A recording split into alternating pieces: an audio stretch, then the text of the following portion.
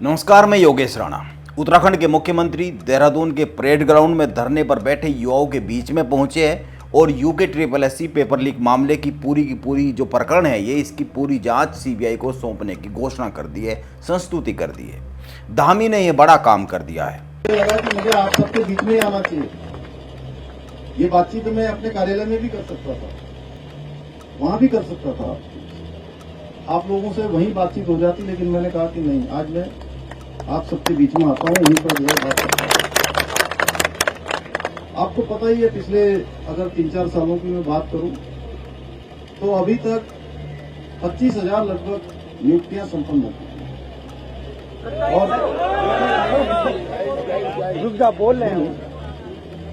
और सभी भर्ती प्रक्रियाएं सफलतापूर्वक संपन्न हुई। एक भर्ती में जो ये प्रकरण आया है उसके लिए आप सबकी तरफ से कहा गया मुझे कि भाई इसकी जो है भर्ती प्रक्रियाओं की जांच आप सब लोग चाहते हैं कि सीबीआई से होनी चाहिए। तो मैं यहाँ पर ये आप सबके समक्ष कह रहा हूँ कि किसी प्रकार की कोई संदेह आपके मन में न रहे, कोई अविश्वास न रहे, हम इसकी सीबीआई से जांच की संस्तुति करें।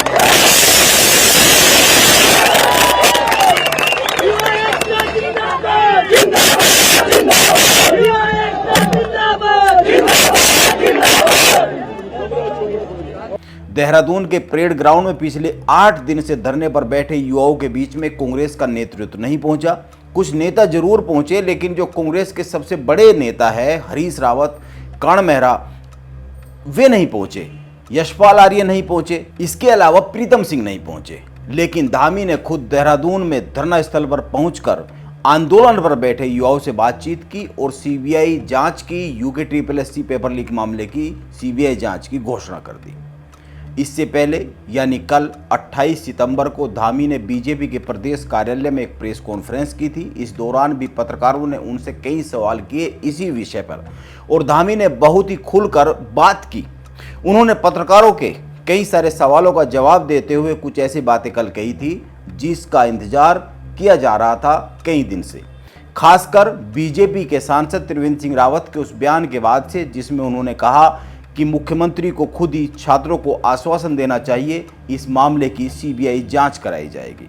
मुख्यमंत्री ने कल की इस प्रेस कॉन्फ्रेंस में एक और बड़ी बात कही। उन्होंने कहा कि राज्य में एक समय ऐसा भी था कि पटवारी भर्ती का कांड होता था, पेपर कहां पर भरे जाते थे और वो सब लोग किसके नज़दीकी थे।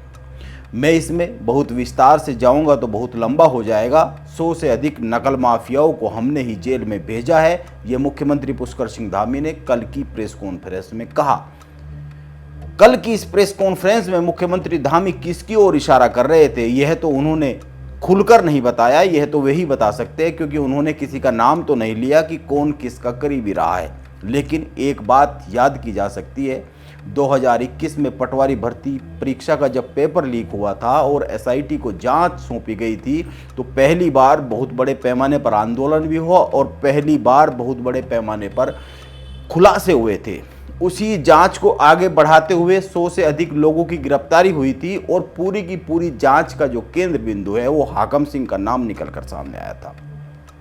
हाकम सिंह उत्तराखंड का बड़ा नकल माफिया साबित हुआ, नकल माफिया निकल कर आया और उस वक्त हाकम सिंह की तस्वीरें बहुत से बड़े नेताओं के साथ वायरल हुई, यानी कि उसका कुछ बड़े नेताओं के साथ उठना बैठना दिखा।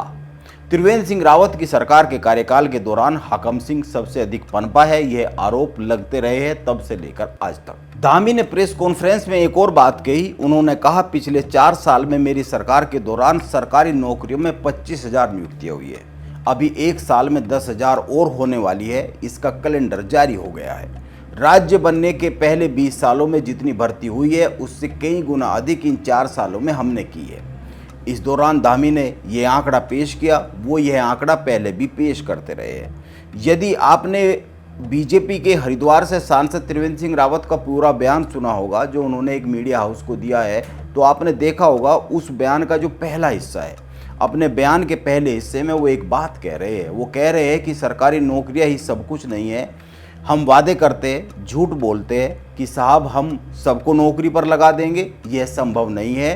सरकारों को कुछ ऐसा करना चाहिए, ऐसी नीतियां बनानी चाहिए ताकि यूथ स्वरोजगार की तरफ प्रोत्साहित हो।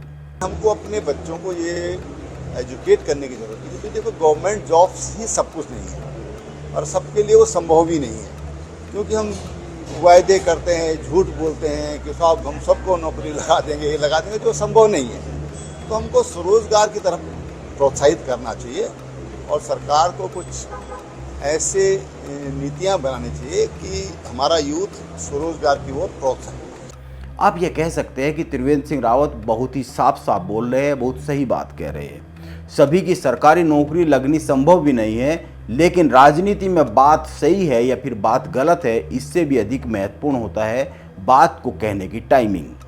त्रिवेंद्र सिंह रावत की बात को जब आप इस नज़रिए से देखते हैं कि उत्तराखंड में आंदोलन चल रहा है और उत्तराखंड में बीजेपी की सरकार है और केंद्र में भी बीजेपी की सरकार है, देश के अधिकतर राज्यों में बीजेपी की सरकारें हैं और सरकार नौकरियों में युवाओं की भर्ती के आंकड़े पेश कर रही है। उत्तराखंड की सरकार, उत्तराखंड के मुख्यमंत्री पुष्कर सिंह धामी खुद आंकड़े पेश कर रहे हैं। उत्तराखंड में भी बीजेपी की ही सरकार यह बता रही है कि पिछले सालों में अधिक भर्ती हुई है मौजूदा सरकार में, अगर पिछली सरकारों से तुलना की जाए उनके कार्यकालों की, तो युवाओं को सरकारी नौकरियां मिल रही है। ऐसे समय में त्रिवेंद्र सिंह रावत का यह बयान अपनी ही सरकारों के सामने आकर खड़ा हो जाता है।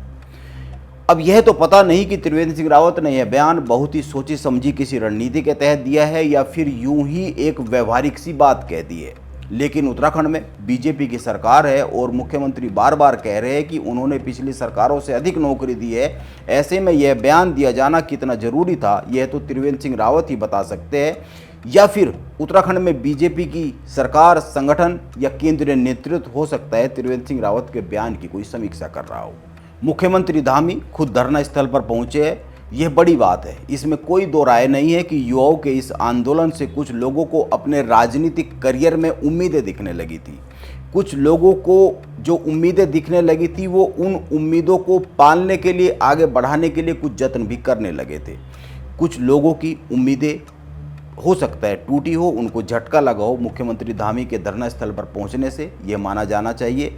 और कांग्रेस में भी कुछ लोगों ने राहत ली होगी, क्योंकि कुछ लोग चाहकर भी, खासकर जो केंद्रीय नेतृत्व है, कर्ण मेहरा है, इसके अलावा कर्ण मेहरा के अलावा जो बड़े नेता है यशपाल आर्य, हरीश रावत, ये धरना स्थल पर नहीं जा रहे थे। इसके पीछे भी कुछ न कुछ कैलकुलेशन है, राजनीतिक समीकरण है। इन राजनीतिक समीकरणों पर फिर बात कर लेंगे। मौजूदा समय में धामी ने एक बड़ा उलटफेर किया है, खुद धरना स्थल पर जाकर युवाओं से बातचीत कर। नमस्कार, मैं योगेश राणा।